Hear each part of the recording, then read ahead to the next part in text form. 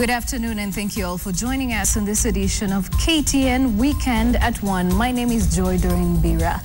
An administration police officer based at Kapsowar in Marakwet West was killed and his body cut into pieces before being dumped in different pit latrines. The body parts of the officer, believed to be in his 20s, were stashed in several polythene bags and dumped into 2 pit latrines in Kapsisum village in Elgeyo Marakwet County. The chilling incident shocked the area residents who combed the area in search of missing body parts. KTN North Sub-County Assistant Commissioner John Chirchir said that police have launched investigations into the matter.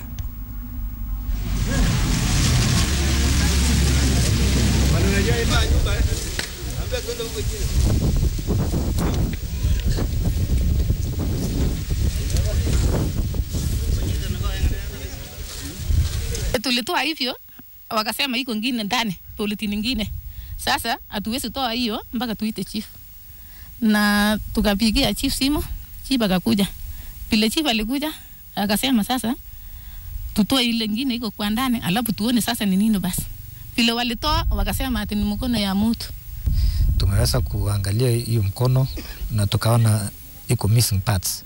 Tumejaribu kuangalia macho mbili zenye siko area na tukakuta kwamba kuna mzigo ambayo iko ndani, na ninapozungumza sasa tunangojea watu wa scenes of crime from Eldoret alafu wakuje wafukue alafu tuweze kutambua ni mtu gani.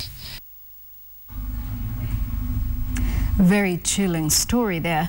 Now, the Inspector General of Police, David Kimaiyo, has urged Kenyans to be alert in the next 1 week. He has said that security has been beefed up around the country ahead of the commemoration of the first anniversary of the Westgate attack. Kimaiyo has also extended the dusk to dawn Lamu curfew for another 1 month, saying it will give ample time for the police operations going on in the county. The National Police Service has put in place elaborate security arrangements to deal with all incidences in our country.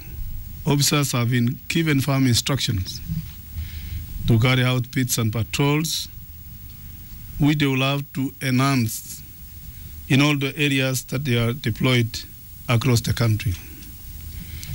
Our response teams and specialized units will be on standby at all times, and should there be need for them to be able to take the necessary action, then they will do it without any necessary delay. For this matter, therefore, all people should go about their businesses or about their own way of life without fear of any kind.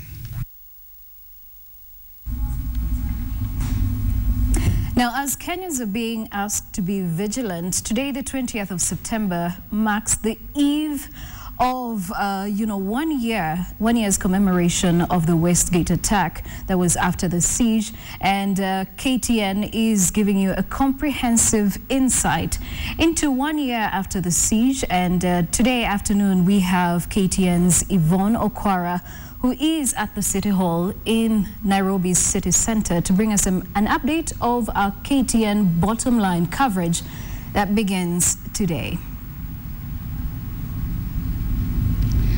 All right, thank you very much, Joy. As you said, it was week-long coverage. We started on Sunday, and bottom line this month is the culmination of 1 year after the siege. We're here at the Charter Hall, and today entrance is free to all of our viewers who are watching us from all parts of Nairobi County. What will we be doing tonight? We will be speaking to those who survived the Westgate attack. But because Kenya is not new to terrorist attacks, we'll also be speaking to those who survived other major attacks in the country. Not about spreading doom and gloom, but you tonight are going to hear stories of miraculous hope, courage, even under fire. And that is what we hope to do today, to commemorate what happened 1 year ago. It was a Saturday afternoon, pretty much like this one. We'll be hearing from those who survived the attacks. As you saw throughout the week, we've spoken to survivors. We've talked to police officers who were there and gave their lives. Last night, you saw with Edith Kimani talking to journalists who were there. And some of those journalists will be with us today Bottom Line at the Charter Hall starting at 6:30. We'll have Muhammad Ali, John Alanamo, both of whom covered the Westgate attack. We'll also have Ali Manzu, who was also there during that time, and myself, as well as those who survived the attack, and you, the Kenyan viewer. So we're inviting you to come in. Please make sure you arrive here by 5:30. We'll be seated by 6 p.m. to start our broadcast at 6:30 p.m. Now, like we said, it's not about spreading doom and gloom, but it's a catharsis of sort, where we sit down and we just give our views towards healing. And you know, it's not just those who were at the Westgate that were directly affected. We also have the wider Kenyans as a whole. For you who sat at home watching these pictures, it was horrific for all Kenyans. And so we'll have a psychologist to talk about the national psyche.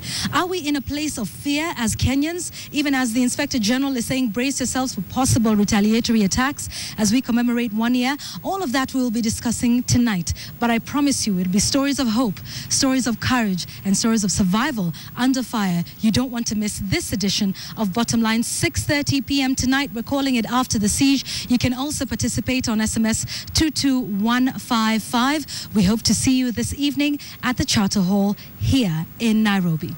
Joy, back to you. Thanks a lot, Yvonne. And just like she mentioned, entrance is free, and you can be sure that you'll hear from all the survivors, not just of the Westgate attack, but also of other terror attacks who have survived in Kenya here. So just be at the Charter Hall by 5:30 today, and you'll be able to be part of that comprehensive coverage from 6:30 all the way to 10 p.m. Now, moving on.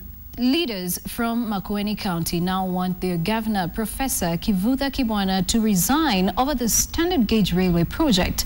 They claim that the residents have not been involved, nor have they signed any agreement over the project, which is about to kick off. They accuse the governor of failing to take the residents through what the project is about and how they will benefit from it. Speaking in Makindu, the leaders said they want the residents to be given a roadmap of the railway line in order to know how much of their land, schools, and even homes will be affected. The National Land Commission has also been urged to issue a gazette notice with names of all the people that will be affected by the railway line.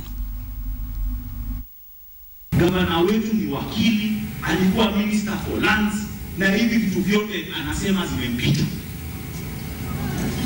Hiyo ni kuwa hauna uchungu na watu wa Kigosii West. Our governor must resign. Our people were really feeling they did not have the information that they have been left out. This is compulsory acquisition. And if it is compulsory acquisition, they must compulsorily compensate us.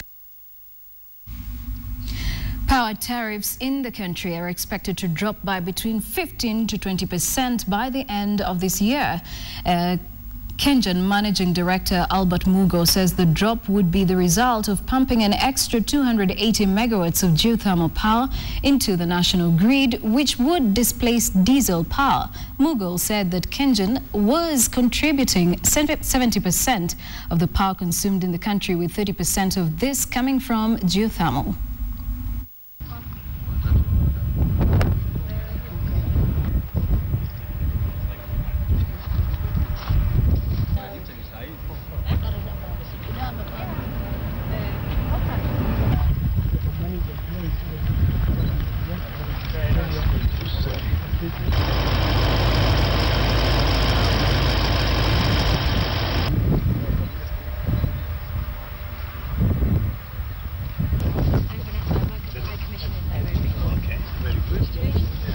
The last 3 months or so, we have added to the grid another 210 megawatts, 140 from Okaria 4, and 70 megawatts from Okaria 1, which actually started generating this week.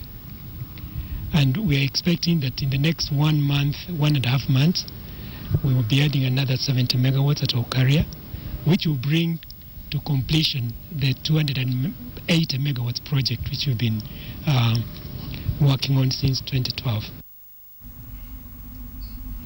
Kisii County's Nyabururu Girls yesterday celebrated 50 years since it was started. The celebration brought together local leaders, old students and parents. Speaking during the ceremony, President Uhuru Kenyatta's elder sister, Christina Pratt, pledged to provide electricity to every school in Kisii County that has no electricity.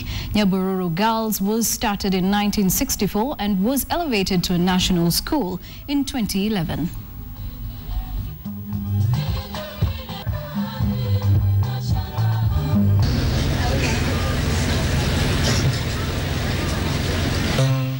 Each one of us is full of happiness, and we do not want that happiness to be distorted. As somebody who is associated with education, because I've been in charge of teachers in this country for a number of years, I was in charge. I have a great sense of appreciation for education, and that's why recently as a county, we indeed held the first county educational stakeholders conference, which the Catholic Church also took part in, and we sincerely thank you. We'd like to partner with you, Your Excellency, and you, together with the rural electrification program, to ensure that every school within Kisii County that does not have electricity is provided with electricity within this financial year. That is something, so you will see me back again as we inaugurate that electrification program to the schools. And from Kisii County, let's head now to Meru, where more than 10 motorists were last night arrested within Meru town as alcohol was set up for the first time. Motorists, most of them who were in private cars, were caught unawares as traffic police officers from Meru Police Station, together with National Transport and Safety Authority officers, erected roadblocks within the town. The exercise, which is aimed at reducing traffic road accidents caused by drunk driving, saw some of the drivers spending the whole of last night behind bars for fear of being caught.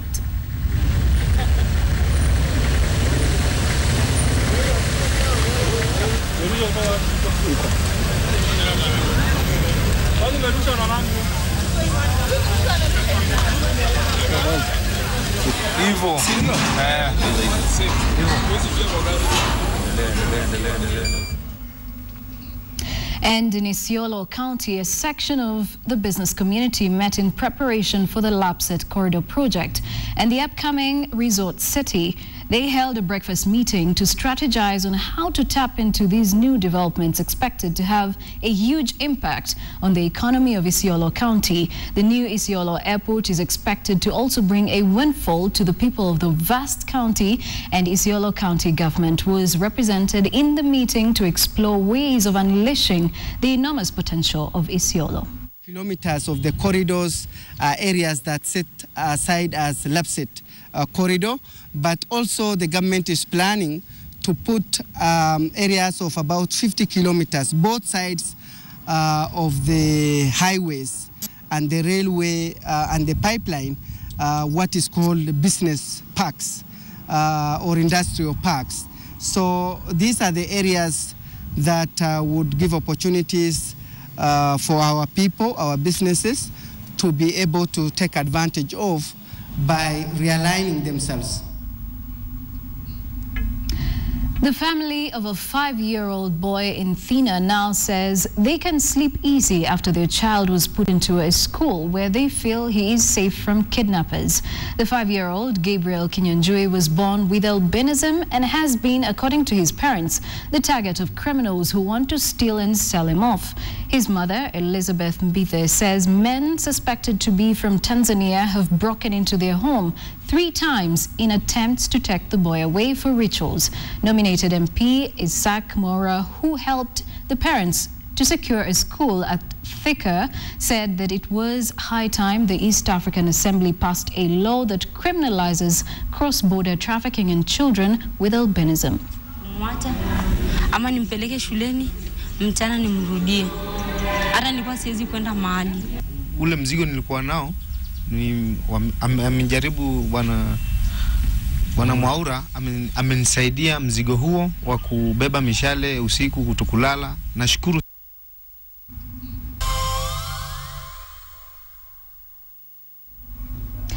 Welcome back to KTN Weekend at One. Now, how do you fancy celebrating the New Year in September?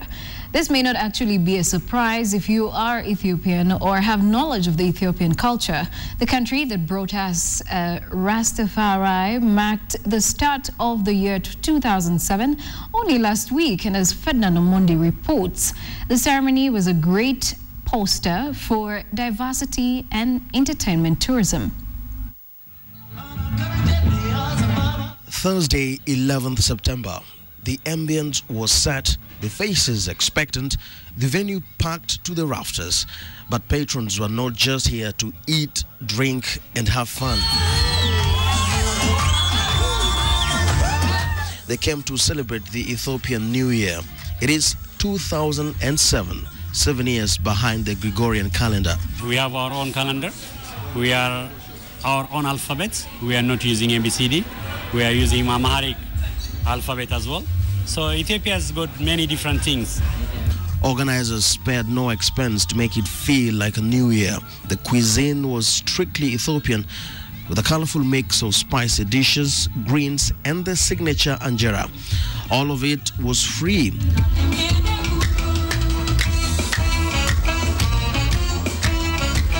And what is an Ethiopian event without a display of the Ethiopian coffee? And then there was this.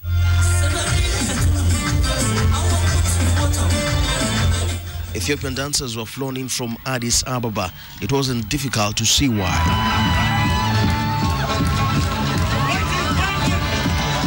Please don't try this at home.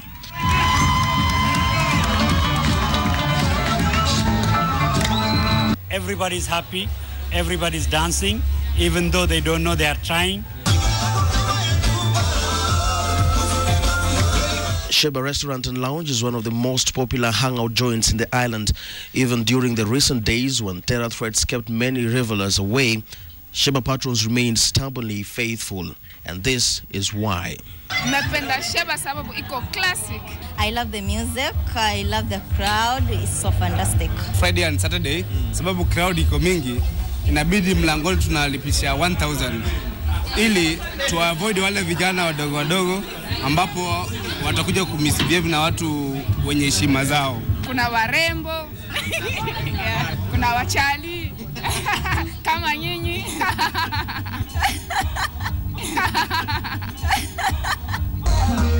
The proprietor himself attributes this staggering success to a love for his job and respect for customer needs. While it may have been an Ethiopian New Year, Wondi said he hoped the event would help Kenyans understand better the culture of their next-door neighbors from the north. Not many Kenyans know about Ethiopia. That's why we are trying to show them what we have. Especially for quite a large number of Ethiopians, Kenya is a second home where they trace their birthplace, started their education, and found their partners in life. The ultimate aim is to turn the occasion into an annual carnival, a plan that will be music to the ears of Mombasa's tourism players. Ferdinand Omondi, KTN, Mombasa.